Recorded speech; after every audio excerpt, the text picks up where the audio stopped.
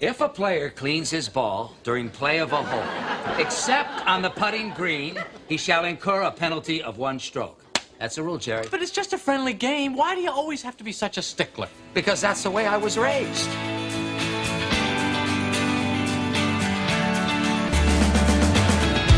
Welcome to Spirit of the Game, brought to you by the Colorado Golf Association. Here are your hosts, Ed Mate and Lewis Harry. Okay, welcome back to another edition of Spirit of the Game. We're now well into the new year. This is an exciting day. We got a really, really special guest on here, in my opinion, Mr. Craig Winter with the USGA. And of course, Lewis is rejoining, which is always nice, so I don't have to talk as much, although I'm pretty good at talking a lot. So Craig, welcome. Thanks, Ed. Thanks, Lewis. Happy New Year, and glad to be on. Well, why don't we start with your bio? Not everybody knows you and knows I got the good fortune of working closely with you during the run up to the 2019 rules changes, and was very impressed at the work you do. But maybe you can fill in some gaps for those who aren't familiar with your name. Yeah, Ed, thanks. I started out in Oregon Golf Association. I was actually hired by the team under Jim Gibbons. 2007, I believe, was the year. A Boatwright intern. If folks know that great program, it's a USGA funded internship at state or regionals golf associations, and I was lucky enough to pivot away from I'll say a corporate career at a bookstore, Borders bookstore. I miss them dearly, but back in the day, I was schlepping books for them, and I loved golf. Was really kind of taken to it when I moved to Oregon for school. I grew up in Alaska, so not a whole lot of golf up there. But once I started playing the game, I got hooked, like a lot of folks. And Oregon gave me, I'll say, a chance. I had a great summer as an intern. I wouldn't say I was fired up on the rules of golf when I came on staff. Actually had some comments in my interview that I thought might disqualify me about them, but they saw through those. And Jim and the team there was some great volunteers as well, but they kind of sparked my interest really.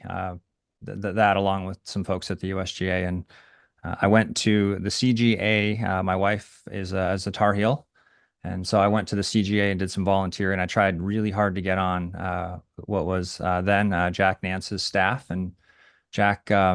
Well, just to be clear, that's the other CGA, the Carolinas Golf Association. Yes, I don't want to confuse our listeners. We're a CGA. Yes. Well, the Tar Heels, hopefully that was. Yeah, hopefully they figured that one out. Yeah. So Jack and the team were comfortable with who they had. I volunteered for them.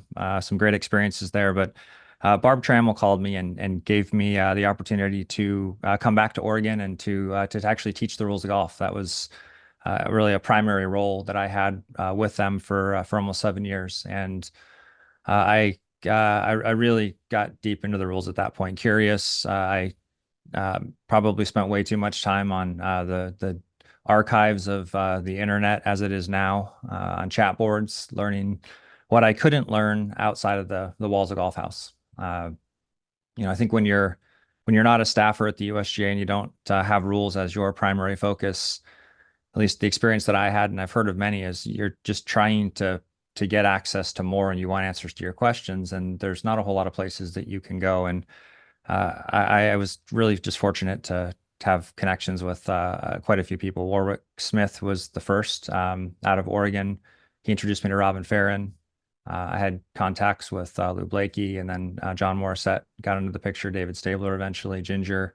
David Hayes was great for me. And that community of individuals that saw that I was really into this and wanted to just ask questions. And fortunately, they were, at least most of the questions they answered. They were fortunate to have me. It's just kind of take a back seat sometimes when some of those questions were hard, and I appreciate that so much more now that I'm inside Golf House and that bubble. And I'm sure we'll speak to some of that later, but it was really just about the people that I met and the opportunities that they gave to me as I went through my journey. And I think that the name that I can't really leave out of this is my time in the Northwest also involved some contacts with John Bodenhammer, and that ultimately led me to the opportunity that I had with the USGA. And I'm sure we'll get into what that side of it looks like. But Oregon, my roots, I actually live out in Washington State now. My wife and her family are here, and still get down to Oregon. My sister still lives there, and love that golf association. And they meant so much to me and the junior golf program, and just kind of getting introduced to the game of golf and the way that continues to serve me very well. Well, I love those names you rattled off, particularly David Hayes. I'd forgotten about David. I loved his sense of humor.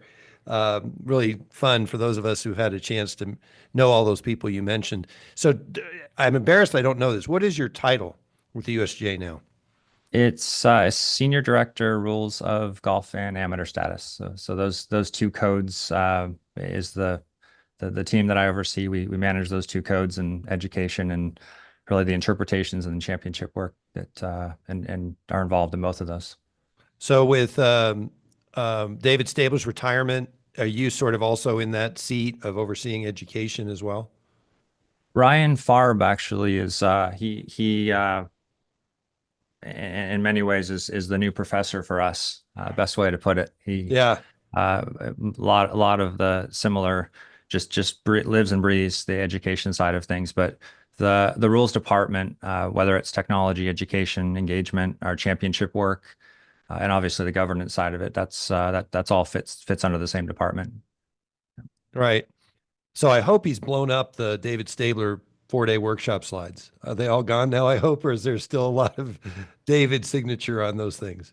There's I don't know where you're going with that, Ed. There's still a lot of David Stabler in those. Yeah, look, it's the race car that those of us that get to instruct workshops, we like to take it out and show people what it is. Now, Ryan certainly put his spin on it. This year, we're trying some new things where there's actually going to be some teaching without rule numbers, topic-based teaching. We're trying to pivot more globally to that. So we're not calling out Rule 17, Rule 16, Rule 15. We're actually talking about what those are. That is not music to the ears of my colleague here. Lewis is his brain. He's going to be like, oh man, his head's going to be spinning because he knows the Yeah, as someone who has memorized the numbers for years now, it's fine. If it makes it easier to teach for people who don't memorize them like me, it's all the better, I guess. Yeah. By the way, when is the last time you were at a workshop? It's been a while. I'm sure as a student, I'm sure Craig could look it up. Sounds like you need to go back. I do. Yeah. No, I joking about, I love David. I loved my theory on him, and I know we're way in the weeds for our listeners here, but who cares? We're having fun. He was amazing. David was an amazing teacher. I love going to his workshops. So my theory was, don't go to a workshop unless David's teaching, because it says, here are the rules of golf. Here's the rules of golf in David's head. And it's like, it was so customized for his brain, because I saw other presenters try to present his pop-ups and little circles and little red lines and little crazy little thought bubbles. And I was like, man, you got to really be channeling your inner Stabler to get this. That was for what it's worth. So, well, and I think it's the challenge for all of us that teach workshops, or any of you out there that are listening, that when you aren't the one who designed the presentation, it's much more difficult. David, these are not small endeavors. They're thousands of slides and thousands of clicks. And so when David is grinding over that and putting it together, he has a way that's all to his own, because he built it. And right. Ryan is now in that space, and he's doing great work for us. And those that attend workshops have seen that transition over the last 3 years. And it's really, with the 23 rules code was when we really transitioned into a new look and feel in the slide deck. Some of them still have some of the same pictures and such, but I think certainly over the next 3-4 years, those that are attending are going to see, Lewis, again, apologies, but a lot less of we are going to show you every single word of the rules of golf. That's a direction we're actually moving a little bit away from. Teach you more about the concepts and how they're connected, and give instructors a little bit more space to be able to put their own spin on it, as opposed to have thousands of slides that walks people through the rules of golf, which they could read in their book. See, by the way, Craig, you don't have to apologize to me. If the rule numbers aren't there, I'm not losing any sleep over it. But and even in our rules education here at the CGA, when we're teaching them in our seminars, and when we go to out into the public to teach, whatever makes the concept easier for those people to grasp, that's kind of just where that's the direction we want to head into, and making our presentations simpler. And if we can teach it in a way to where if someone who read the rule at some point didn't understand it, but then we can teach it in a way to where it finally clicks in their head and it's a simpler way to teach it, then I think all the better. Yeah, yeah. Topic-based teaching, I believe, will lose less people, and that's certainly a good thing when you got the one-room schoolhouse where our workshops are free for anybody that has an interest in the rules to show up. And that the most common analogy, your listeners have likely heard this at some point if they've attended a workshop, but drinking from the fire hose happens very early on for newbies, first timers, and frankly those that have been a few times, and that is normally about midway through the first morning. So I think this is a way that less is certainly more in our belief here, and we've got a ways to go, but we're started down that path. So let's pull this plane out from 10,000 feet or 2,000 feet up to 30,000 feet. And I want to add a question off script already, Craig. One of your responsibilities, and one of the reasons many of our listeners might know your name, not so much your face, but your voice, is from sitting in the broadcast booth during major USGA championships, most notably the US Open. Can you just share what that is like behind the scenes, anything that we may not be aware of, how that all works? I'm always excited when I hear, oh, we got a ruling, maybe we'll get to hear from Craig. So what has that experience been like? Yeah, and it's been wonderful. I had I had the opportunity to start doing that pretty early on with my time at the USGA, and I even on the PGA Tour there was a brief stretch, 19, 20, 21, where I was helping out along with Catherine Belanger with their staff. And I think you meant 2021, not 19. Oh, 19, 2019, 2020. I'm sorry. Go ahead. Yeah, Keep going. yeah. I thought you were channeling some time travel there. Sorry. Yeah. Well, it feels like it if we're anything pre 2020. I love it, but I'll say that there's probably nothing that gets me more anxious than when you're watching something live and you're not really sure what's going to happen, and you're having to put words to it. I think the benefits of it certainly are that I have a comfort of talking about the rules and a very common language. We'll call it it's certainly not rules speak, but using common terms. And I've over the years I've been someone who generally speaks about the rules in a pretty concise manner, and I think that has lent itself well, as far as TV goes. 30 seconds is a really long time to talk about a ruling. Long form podcast like this, very different. So when the mic goes on, you have a lot of people talking in your ears. Headphones, for anybody who's worked in TV knows this, producer, and then the talent, and obviously whatever's coming through the feed. And so you're trying to talk and make it short and make it quick and obviously be accurate. And yet with all of that, you also have the rules radio in your ear as well. So you've got probably pace of play warning information coming in right when you're trying to talk about what's happening on the 71st hole of the US Open. So things can get they can get pretty exciting in that seat. And certainly it's the best seat in the house from a perspective of what's happened at the US Open or other championships over the years. I remember those well because you have to be locked in. I'm probably watching it a whole lot more intently than any of your viewers, and it's an experience that I've really enjoyed over the years. Awesome. So I'm going to go back on script now. And again, Lewis knows this, and our listeners know it's all about me. This whole podcast might as well be called Ed's Soapbox, which makes it really fun and entertaining and awesome, at least in one person's head. Yeah, at this point, I think I'm more of a recurring guest than a co-host. You're just there to prime the pump of Ed. Okay, so I was on the Rules of Golf committee. And the reason I was on the Rules of Golf Committee wasn't because of my great rules knowledge, it's because I'm a good buddy of Thomas Pagel, who's a former Boatwright intern. And I think he's chief governance officer, unless that's changed. Anyway, Thomas was in a position to invite a member of the AGA, the Allied Golf Association community, as a non-voting, I later found this out, advisory member. I thought I had a full seat at the table, but apparently I was at the kids' table all along. But anyway, I really enjoyed that experience, particularly in light of the fact that everything was on the table. I mean, there was nothing out of bounds. So it was not a boring time to be on the committee. And I used to joke with you, Craig, about getting my name in the minutes, as you may recall. And that was very difficult to do when you're a non-voting member. I do recall that, yes. Yeah. And I think I succeeded on 1 or 2 occasions of getting my name in the minutes. Anyway, one of my, and I'm being facetious here. I really feel strongly that the word Stableford needed to be retired in the spirit of modernization. And I went to battle for that and said, could we at least introduce the term points parenthetically after Stableford? And it was unanimously approved, and then was unanimously, I'm sure, or at least feels like, shot down by the RNA. So this is just a great example that came to mind about how the rulemaking process works, how the USGA Rules Committee functions, how that rolls up into the Joint Rules Committee. And I don't know if you recall that specific situation, but that's just an example. I'd be curious for you to sort of elaborate on how the bill becomes law, so to speak. Yeah, I'll get started, and if it gets too deep, pull me out. But this game is governed by a single set of rules, and I think we're very fortunate for that.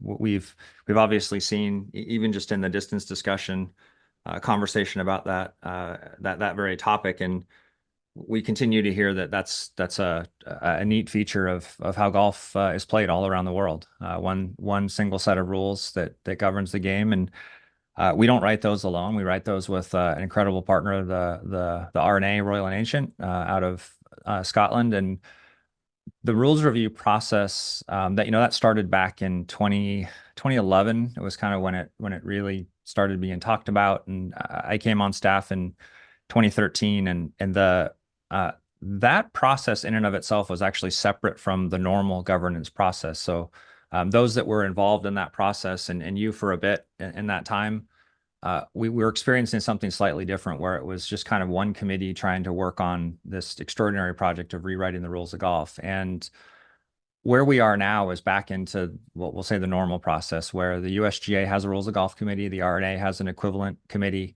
Our representatives, as you mentioned, you were the Allied Golf Association representative. Currently, Allison Brown of Tennessee is in that chair. And we have representation from all different parts of the golf industry here in the US and in Mexico, whether it's professional tours, PGA of America, the place that your seat was at the State Golf Association. So we try to get a variety of views. When the USGA Rules of Golf Committee sees something that they would like to change, they have the ability to obviously minute that. Some of those do include your name. And what we're ultimately looking to do then is, if we believe it's the right thing, we would want the RNA Rules of Golf Committee to also consider that. That doesn't always happen, but generally it does. We have just a great working relationship with the RNA staff and their committee as well. Our committee, their committee have relations, independent, and many of them still really good friends after their years, because we work together quite a bit. And I have calls almost weekly with RNA staff. Those calls go into some of the weeds. They go into some high level. They go into some strategy. And we're certainly not of like mind in everything, but I think you're pointing out something that is just the reality of joint governance. The RNA does view some things differently than we do. Another really similar example would be foursomes or alternate shot. You do see alternate shot in the rules a bit, although that format or that form of golf is still called foursomes formally. Stableford and points in and of itself, it made a lot of sense to our committee, but ultimately the RNA didn't feel that made the most sense to them. They appreciated Stableford was a name that has some tradition, and I think also there was kind of a mourning that was happening at that time. Through the Green was out, Dormy was out, as far as this movement towards a plain English form of language that we were trying to use in the new rules. And so whether Stableford and points was something that would have been easier for, we'll say, the viewer or the casual golf fan, it was the name of a form of play, which is a little bit different than actually what it is. You do get points in Stableford.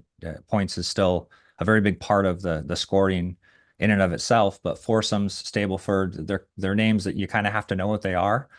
So I think, from the discussions that I talked about with the RNA and the Joint Rules Committee, it was more about, that's just a formal name. That the name of this format or this form is Stableford, yet points is all through that rule. And if you look at Rule 21, it's points, points, points, points, points. So that's what you get. That's how you convert your whole scores from the whole score 2 points. But the formal name itself wasn't something that saw like favor. And when that doesn't happen, there's some things we push on, there's some things we don't. We didn't feel that strongly about that particular point. And leading to 2019, there was a lot of things that we were racing towards.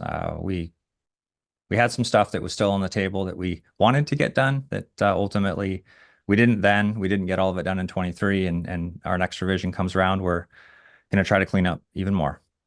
Yeah, that's funny because Martha Lang, who was on the committee with me, we sat together at a lot of those meetings, and she said to me on more than one occasion, Ed, you need to pick a few less hills to die on. And I think and I totally get it. I understand there was a lot more important things. Staying on hills and soapboxes. We had Bob and Christy Austin on this podcast late last year. And we actually had to redact a portion of the podcast because I asked the question, and I didn't have it clear in my head, around the differences and outcomes when a ball strikes a flag stick that has been removed and is laying on the putting green versus when it strikes a sand wedge, a piece of equipment. And I asked Bob and Christy, two rules experts. I mean, we were talking about the top of the class, one of whom's a former chair of the rules committee, and they got it wrong. And I'm outing them here because we were all confused. And we actually went back and again, it just really cemented my view there. That is so sorry. When people say a rule is ridiculous, you're really saying that there's a lot of stupid people at the USGA and the RNA. I'm not saying that, but I really am curious to understand why the outcome is so different. So let's start with the basic question. My ball is on the putting green. It's stroke play. I putt, and the flag stick and my sand wedge or somebody's sand wedge has been laid way aside, nowhere near, not in a position to influence the outcome of the shot. And my ball strikes the flag stick. That's question A. What's the rule? And then in the second scenario, it strikes my sand wedge or the sandwich. What's the rule? And explain to me why they're different, please. Yeah, Ed. So these are all accidents. We'll start there. That's the easiest way to set up the question. When your ball played from the putting green strikes the flag stick or the person who's attending it, there's no penalty, and you just play the ball as it lies. When it hits your sand wedge, as an example of most equipment, you would have to actually cancel that stroke or replay that stroke. Why is there a difference there? And there's no penalty when you hit your equipment, by the way. Hold on. Let me just introduce here, Craig. And again, you almost partially answered my question, or at least I'm talking about a flag stick that's been removed and it's laying on the green, not a flag stick that's been attended. But I can already see the logic of connecting the outcome there to an attended flag stick or a removed flag stick. They are still treated the same. But go ahead. That makes sense. Yeah. So that's the kind of the logic of what we're trying to do. I'll get into that, but I do think this is an area that it's not a surprise that there's kind of a target on this rule. If your listeners are deep into the rules, they'll recognize that we had a pretty significant rewrite to 11.1 going into this 2023 revision. It also, prior to that, had a number of clarifications that we're trying to refocus it a little bit, even coming out of the 2019 rules. So this was a significant change for the rules of golf towards simplification. The desire of the modernized rules. There's still some people that will call them the new rules, but we've been in this space now for 6 years or so. So whether new or not, debatable. But we were trying to find ways that we could find consistency across a number of different situations, because we felt like that was just a way that's easier for golfers to understand, and it's easier for golfers to apply. So when we look at accidents in general, let's just start there. Accidents, your ball's going to hit things on the golf course, whether it's a tree that's always there, whether it is a golf bag that somebody is carrying along with them, whether it's a maintenance cart, whether it's an animal, whether it's the flagstick, whether it's your equipment. We were trying to find ways that we could get rid of all of the different answers that the rules had. And we feel like that was a simpler approach, and that's the direction that we went. So not going back to pre-2019 in specific, but there were a lot of different outcomes depending upon where you played from and what you hit. And currently in the rules today, there's not that many different outcomes. There's still quite a few of them, but there's far less than what there used to be. And so we were trying to find ways that we could have an answer that would apply across as many possible scenarios as we could, thinking that that was a simpler way. Balls in motion, hitting objects, there's a lot of different scenarios. So there still happens to be quite a bit of variety here. And I think that's why referees, even those that are extremely well qualified and spend a lot of time in this, can still get this mixed up in various ways. And part of that is also because there was a lot of change that happened in 2019 around this particular spot. So what about the flagstick? What about the person attending it? What we tried to do was to say that if it was an accident and you hit the person attending it, you hit the flagstick, or you just hit the flagstick that was in the hole, all of this stuff that happened to be an accident, we were going to treat it the same way across the board. So no penalty, play the ball as it lies. That was just going to be the answer. We felt like that was a simple approach. That was a pretty good answer. If it was deliberately stopped in some way, deliberately deflected, there was a different outcome. And depending upon where your ball was played from, there's some nuances there, but accidents are what happens most in this space, and that this accept the result and play the ball as it lies without penalty was a pretty simple answer that we felt applied and should apply across all of those types of flagstick situations. However, when you get outside of working specifically with the flagstick, we felt we had to have different outcomes. People are on the green. You have other players. Sometimes you have referees. Sometimes you have caddies, and ultimately, if it hits someone who is not specifically working with the flagstick, where's the flagstick normally? It's normally in or right around the hole, and other people generally shouldn't be there. And so, if you think of people, if a ball hits a person on the putting green after a putt, if it's not the person attending it, would it be right for that player to have to accept that result? We didn't like that answer, and the rules, frankly, have not had that answer before. Just accept the result and have no penalty. That was a cancel and replay. Again, accident, hit a person outside of the person attending the flagstick.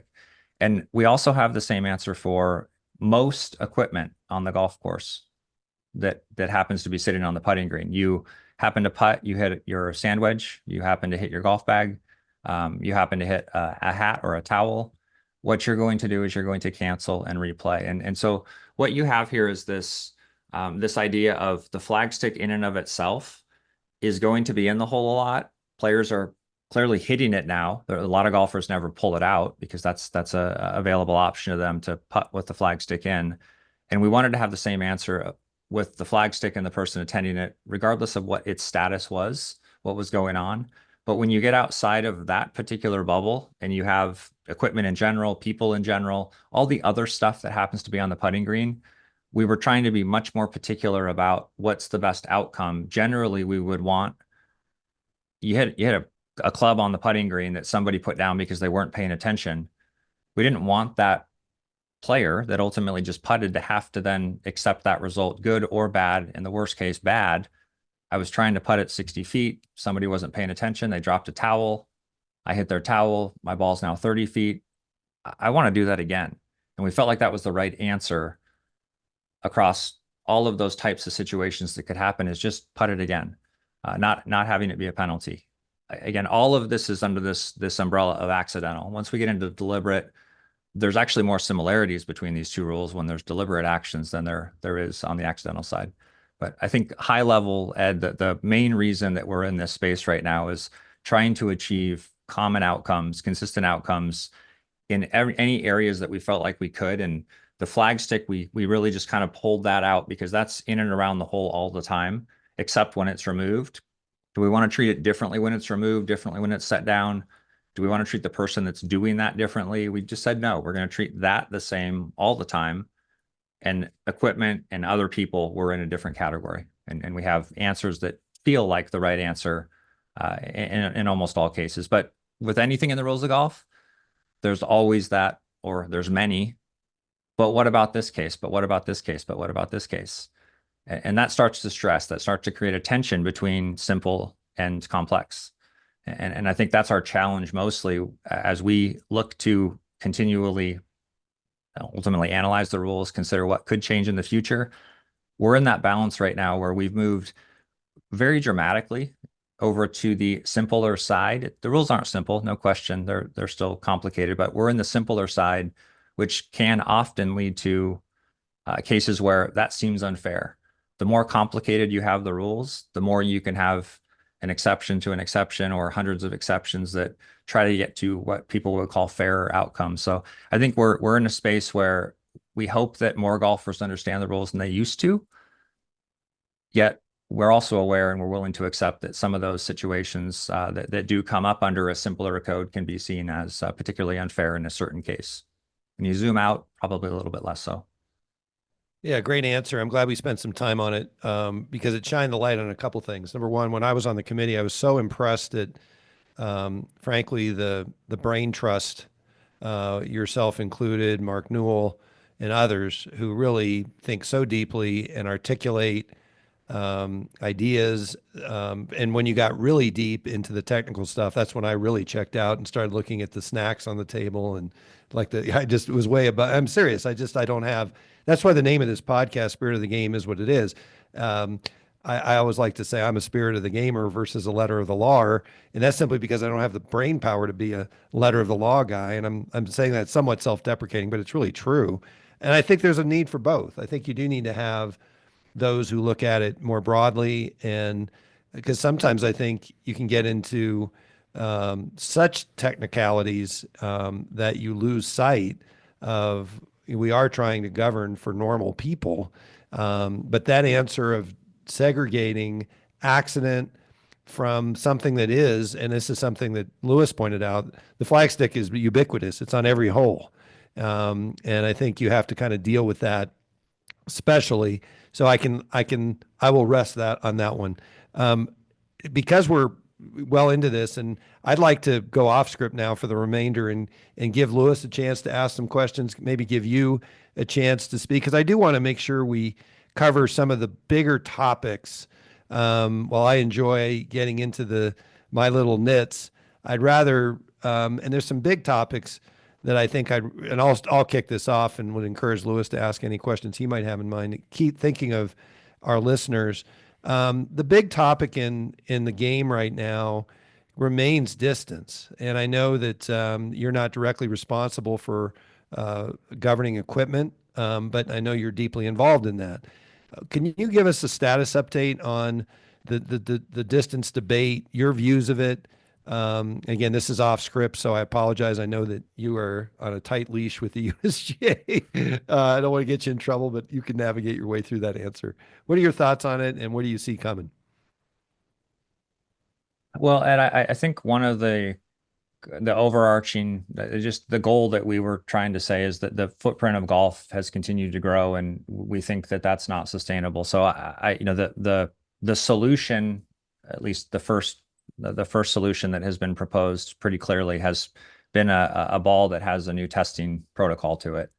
That's happening in the game. It's not something that is still out for discussion. We've announced that, and that's a 2028 is when that will come into effect for the highest level of play, and then ultimately moving down into the rest of the game in 2030. And views on I just think it makes a whole lot of sense. We love our game. We ultimately want golf to thrive. We want golf to be healthy. And as we look at what has continued to happen really throughout the entire game of golf, the golf ball has continued to need to be regulated in ways that ensure that it doesn't go to a point where we don't have a sustainable game anymore. Water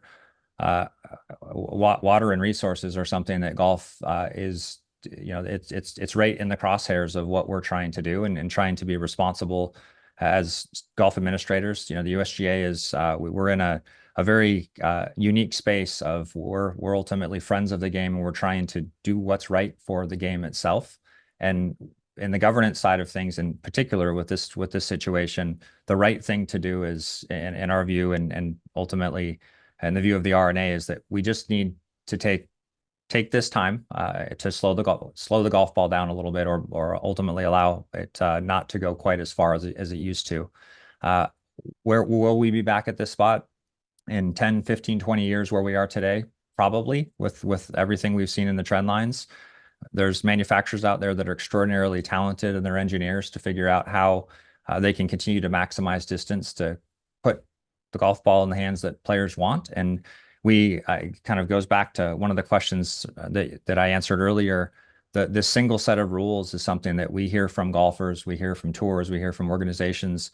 There's a value to that in the game of golf, and this is a way for us to ultimately be able to throttle back most significantly to those players that swing the fastest, and have almost negligible to no effect for players that are at the recreational level. So very supportive, obviously, of the approach that we're in based on what I've just shared. And we need to do what's right for the game, and this is the right thing to do for the game of golf at this time, and probably at some point in the future it's going to need to be done again, because golfers continue to get stronger, they continue to swing faster, they're extraordinarily talented, and they find ways to maximize what manufacturers put in their hands and make available. And that's the space of our equipment team, incredibly talented engineers that are thinking through the design of a golf ball. And there's a similar governance rules making process with colleagues and peers that I have at the USGA, and similarly at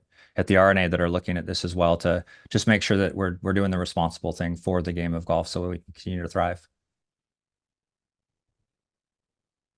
Hey, Craig, just shifting gears here. Talking a little bit about, championship golf and the USGA putting on championships. That's where our paths first crossed at a USGA championship. Indeed, yeah. Talk a little bit about I think when someone goes to a USGA championship, whether it's something like a US Open or a US Amateur or a US Women's Open, I think they see a USGA Championship as a complete product, and they're walking around watching golf, and they kind of see it that way.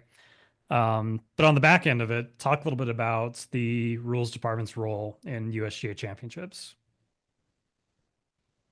Well, it's Lewis, thanks for that question. It's evolving. We have just this year we've moved into basically just a rules lead, someone who is assigned to a particular championship, so we can really be better supporting the championship director. We do have on staff, we have particular staff that are in our championships department that are very focused on championships that are coming this summer, and then their further championships that are out 2, 3, 4. If you look at their calendar, some of them are scheduled decades out. And the rules team ultimately was relying on a lot of the championship staff to get us ready for the next year, and we felt like there's a better way to do that. So we're actually pivoting this year to have assigned staff for all of our championships, and ultimately that gives us the ability to be a little bit more prepared in advance, take a little bit more off of the championship director's role and their team's role, to be able to ultimately prepare in a way that we weren't able to before. We normally show up about well, the trip itself, if you have a 4-day open championship, we'd be looking at about a 10-day trip. So we're there about a week in advance. There's advanced visits, but those typically happen months out, just to kind of get your head around the property and prepare for what we need to do when we get on site. But 6 days to a week, depending upon how significant the prep work is when our staff would show up. The rules team will always have someone who is quote unquote like kind of leading the rules efforts. At our opens, we would call that the chief referee. At our amateur championships, we would refer to that as the rules lead. And that individual is overseeing ultimately not only the rules staff inside the ropes, rules staff, but also they're ensuring all the volunteers are trained up and ready to go as well. We rely so much on volunteers, whether they're from an AGA like yourself, where I first met you up in Colorado, or just volunteers that are serving at locally, generally at AGAs, but also then take the call to come up and help us out at our national championships. And that process in and of itself, when we get on the ground, it's just getting the golf course ready from a rules perspective, making sure penalty areas are marked, and our eyes are just kind of always open. It's interesting where we'll get closer to the championship and somebody will talk about a golf hole of like, oh, I really like how, the fairway kind of it cants opposite of the dog leg and the hole, and it's a really tough driving hole. And I might say like, yeah, which hole is that? Because there's this rules issue on the left side, on the inside of the dog leg, that we've been so focused on in our conversations for a week that I never really appreciated the architecture of the hole, which is, again, more of what our championship staff is really focused on. Course setup from tees and greens and mowing heights. So anything related to the rules of golf that might be an issue, it's just kind of swirling through our head. Generally, staff have a habit of every single day you're walking the golf course once, maybe twice, and then particular hot spots or trouble areas, you're spending quite a bit more time there, making sure that whatever could happen, you already have an answer. And this is just how we prepare. Fortunately, we have the resources. We have a really talented staff, and we do often get help from AGAs in advance to be able to show up. And that's making sure that if it could happen, and some things that we know never will happen are still answered in advance, whether it's through advanced messaging to the committee. Obviously, there's a lot of paperwork that's involved with notice to players, making sure that the local rules that are on there are correct and ready, where the scoring area is going to be, how it's defined. We're working through eventualities that probably will never happen, but we just want to be prepared should they actually occur. So we spend again about a week to be able to prepare the course. I would say that over prepared is the way that we like to run our championships. It's great when a question comes across the radio and you can focus on it and you're not scrambling going, oh my gosh, what is this person talking about? You know it. You're there. The last thing you'd want, and some really good examples of this. Out of bounds is one area of kind of rules responsibilities that can be pretty specific, interesting, nuanced. You can figure out different ways to get around structures, ultimately trying to give the player as much course as you can, but still have a clear boundary.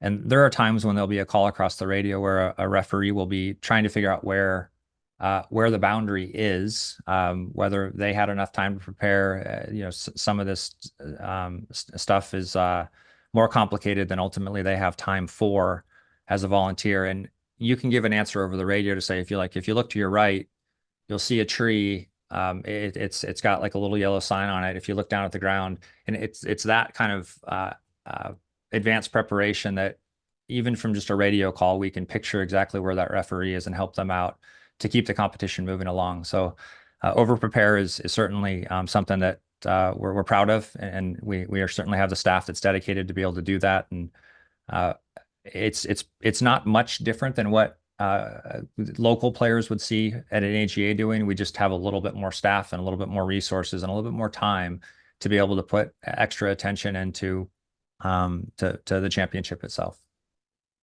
I appreciate that snapshot and everything. I've been lucky myself to be a part of a handful of USGA championships now, and every time I go, I enjoy it. I love doing it. The refereeing part is one, but just being able to learn and be able to take those things back to what we do here at the CGA and try to implement those things ourselves is, I think, the most fulfilling part of that.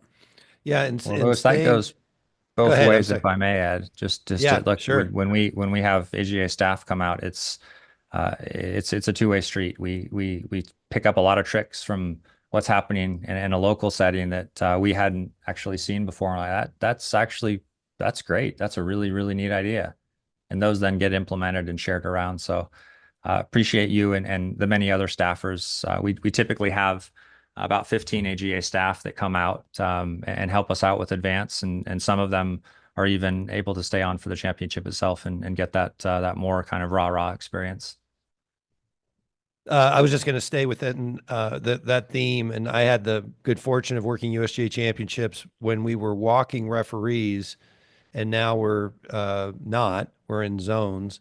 I know it's championship specific too, but I really like what you said about kind of bifurcating, and I don't mean to overstate this, the setup side, the championship side from the rulemaking side, and really allowing each specialty to focus. And I found it to be incredibly daunting to show up at a USGA championship as a rules referee and be handed I'm not exaggerating, 20 pages of hole by hole notes and be expected to know all of that was really, made my head spin.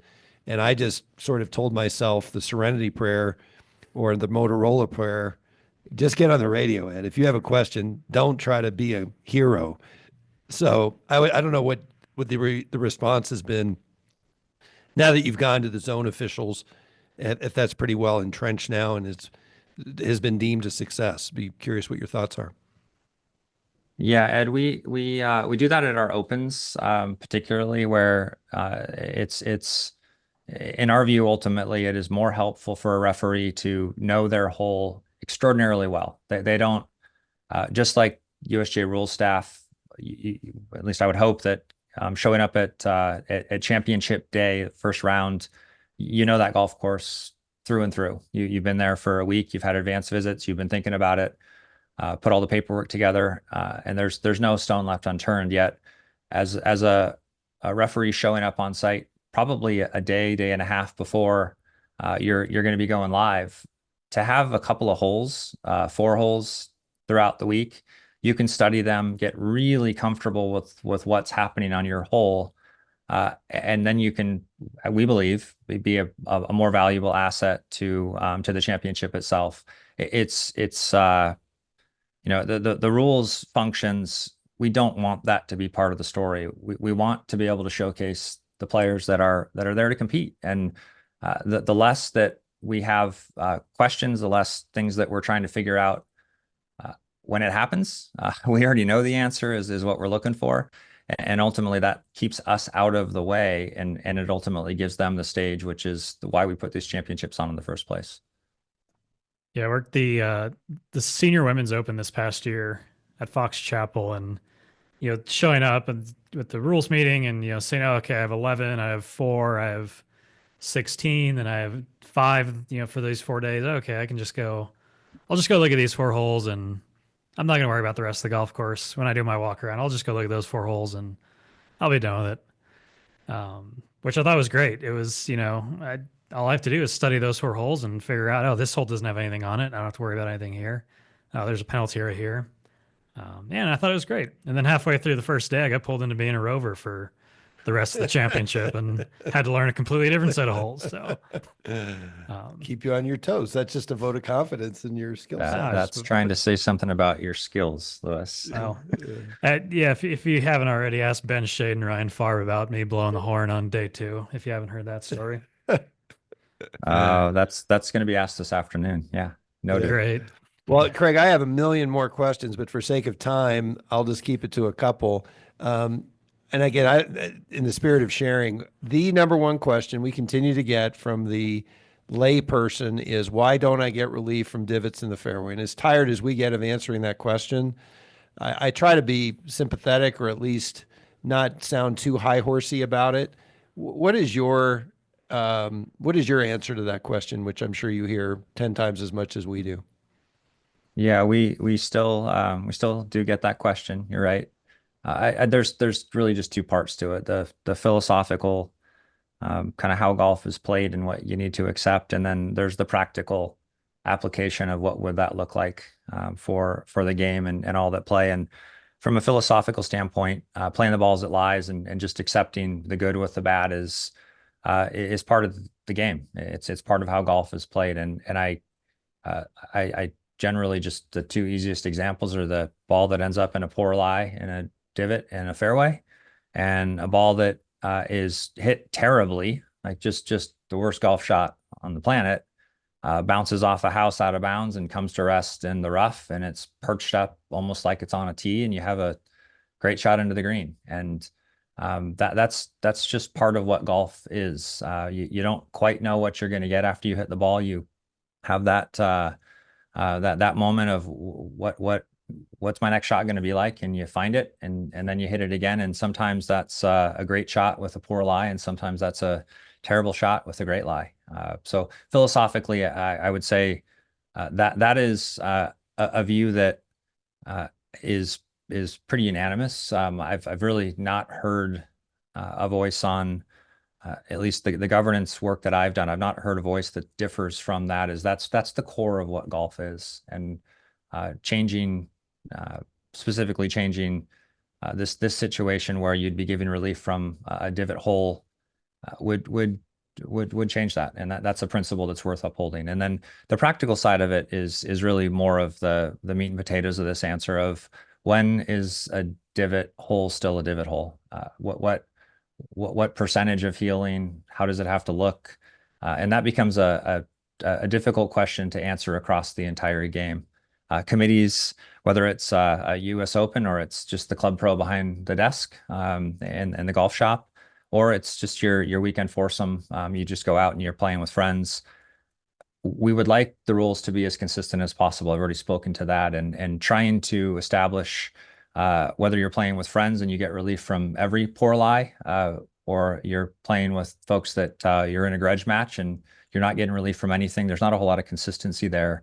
And if you think about a field, ultimately a stroke play field across a number of competitors, there's not a whole lot of committees that would have the resources to look at every single ball that lands on the golf course when a player thinks they're in a divot hole that is kind of healed, mostly healed, all the way healed, or somewhere in between there. And that's the practical side of just trying to have a consistent answer. And the game of golf, we feel, is better leaning into that philosophical of, you just accept good breaks with the bad. That's part of what golf is. That's part of what it's challenging you to overcome. And ultimately, don't really see that changing anytime soon. But that said, the committee is a fluid structure. You had some time on it. Thankful to you for your service there. But as different individuals move through, we may see a change. We've obviously liberalized and reduced, liberalized a number of rules, reduced a significant number of penalties. Maybe someday divots and divot holes and fairways will be looked at differently. But right now, there's a lot of comfort from the governing bodies where we are today. Well, I think that's a great way to end. Play the ball as it lies in the course as you find it. That's definitely something, as a spirit of the gamer, I can support. And I'm glad to hear that there really is no momentum toward changing that, because, as you said, it is absolutely fundamental to the game of golf. And how boring it would be if you were guaranteed a perfect lie just because you happen to hit it in a certain height of cut. And quite frankly, sometimes you hit it in that fairway and you hit a terrible shot that hit a tree and ricocheted into the fairway. So again, that is so fundamental. But Craig, what a joy to have you on. I hope you'll be open to doing this again sometime, because again, I have a lot more soapboxes that I'd love to dig in with you on. And but really appreciate you joining us. Yeah, and if you'll have me back, if I feel like an hour is not long enough. I love to chat about the rules of golf, and certainly appreciate the forum that you and Lewis just provided to me today. Yeah, it's amazing how we really try to stay in the lane of rules, because there's plenty of podcasts out there about golf, and we sometimes we think, well, we ought to talk about, and like, no, let's just stick with. And I really, when I listen to golf programming, whether it's the PGA Tour, the LPGA Tour, it's amazing to me how the rules get misrepresented or spoken about in a half. There's a lot of bad information out there, and the reason is they're nuanced. There's a lot of layers to them, and you just can't gloss over them. And when I hear some of the podcasters just sort of lambast the rules when something happens and say they're stupid, you need a forum, and maybe it's a small forum, but nevertheless, that's our goal, is to try to shed a little bit more light on the why, and get people like you on who can really speak to them in a more complete way. Well, appreciate the work you're doing for sure. There's few that are doing rules of golf podcasts, and it's fun to be on. Listen to a few shows, and I wasn't aware that you had this, Ed, until you put out the invite. So I'll be a frequent listener going forward, and hopefully can be on this side of the microphone as well. So best to you, and again, thanks for the opportunity. You bet. Thanks, Craig. Thanks, Craig.